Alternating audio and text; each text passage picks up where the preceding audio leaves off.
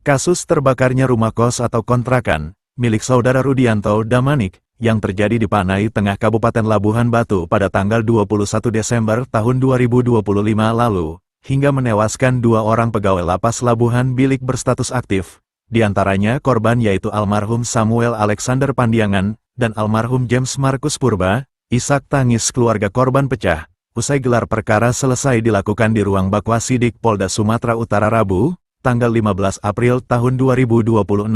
Sebab banyak kejanggalan yang dirasakan keluarga korban, dan hingga saat ini, dalang dari penyebab kejadian belum kunjung terungkap. Didampingi kuasa hukum, Dedi Maurits Simanjuntak, menjelaskan hasil proses gelar perkara di hadapan wartawan, yang menurutnya pihak penyidik harus melakukan pendalaman kembali, sebab banyak kejanggalan dalam penyebab terjadinya kebakaran, hingga menewaskan 2 orang pegawai lapas Labuhan Bilik. Hasil gelar perkara tadi terungkap bahwa dari hasil scientific crime investigation bahwa penyebab terjadinya kebakaran di rumah kos yang menewaskan 2 petugas lapas, perhatikan ini adalah api terbuka atau open flame, dan api terbuka ini yang dimaksudkan adalah disengaja dilakukan dan bahan yang tidak seharusnya ada pada tempatnya.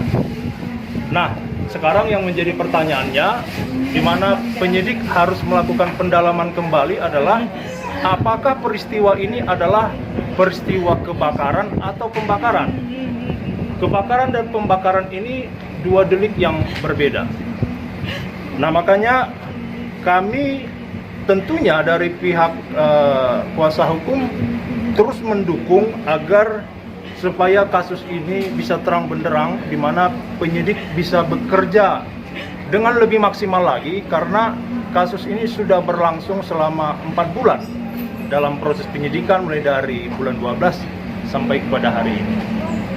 Sudah dilakukan pemeriksaan dengan banyak pihak, kemudian juga ada saksi-saksi di dalam ruangan ataupun yang mengetahui peristiwa pembakaran tersebut.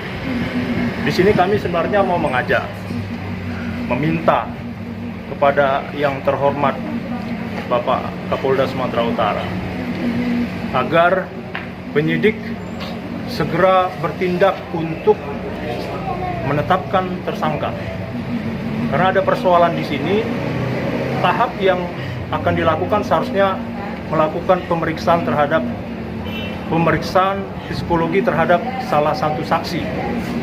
Akan tetapi terhambat karena statusnya masih saksi. Sehingga ketika penyidik punya keberanian untuk menetapkan salah satu saksi ini menjadi tersangka, maka akan ada upaya paksa yang membuat dia harus menjalani proses pemeriksaan kejiwaan ataupun psikologi yang diminta oleh pihak penyidik. Nah, makanya kami setelah melihat gambaran secara umum bahwa sebagaimana tadi telah saya katakan, hasil investigasi scientific crime investigation itu nggak terbantahkan. Ini karena api terbuka. Sekarang yang menjadi penentu adalah yang menjadi menjadi pertanyaan kita, siapa yang melakukan ini? Nah, itu yang harus dicari polisi.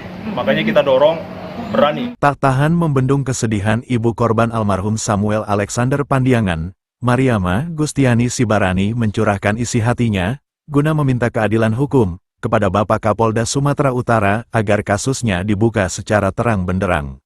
Semua jelas dibuka semua terang benderang, karena memang betul-betul ada pemicu unsur kesengajaan pembakaran anakku di dalam di kosan itu, Pak. Supaya kami mohon kepada Kapolda ini supaya ikut juga turun tangan untuk supaya cepat realisasinya anakku. Ini sudah lama kami tunggu, ini lama kami tunggu, ini 5 tahun kami tunggu.